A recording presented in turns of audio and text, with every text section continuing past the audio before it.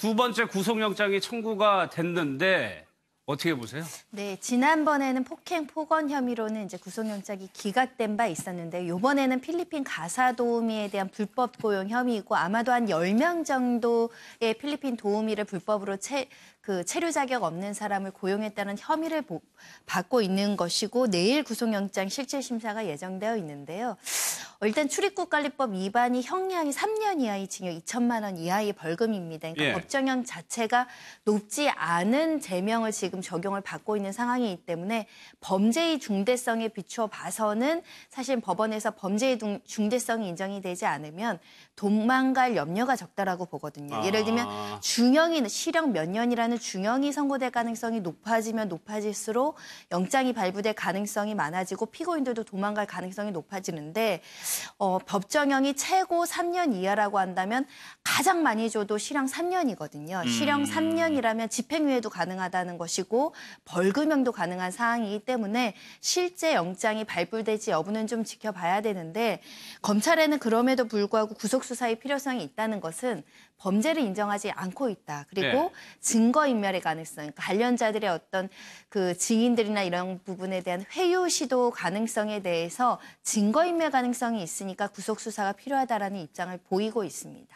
근데 박선배 변호사님, 저번에 폭행이랑 폭언으로 영장 신청됐을 때 갑자기 합의를 한꺼번에 해버리는 바람에 영장이 기각된 사례가 있었잖아요. 네. 이번에도 뭔가가 나올 가능성이 있는 겁니다. 그렇게 갑자기 돌발적인 사태가 벌어질 가능성은 좀 낮아 보이는데 구속영장 실질 심사를 하는 재판부 입장에서는 두 가지를 고려해야 될 것 같습니다. 첫 번째는 범죄 혐의인데 범죄 혐의는 지금 이명희 이사장이 일부 불법 고용한 사실 자체를 인정했다고 하는데 수사기관이 보는 관점은 10명에서 20명 정도를 고용했다는 것이고 이명희 전 이사장은 아마 그중에서 필요한 사람 한 두세 명 정도만 고용했다고 진술했던 것 같아요.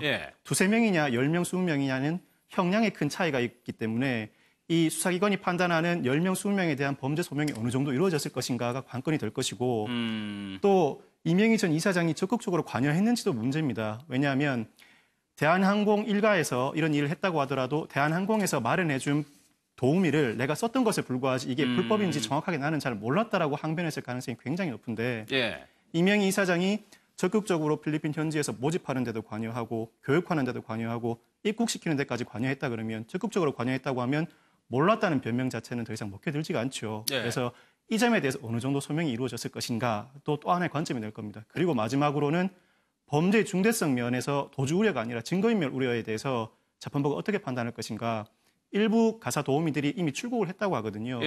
이미 수사가 개시되기도 전에 이렇게 출국시킨 것을 어떻게 평가할 것인가.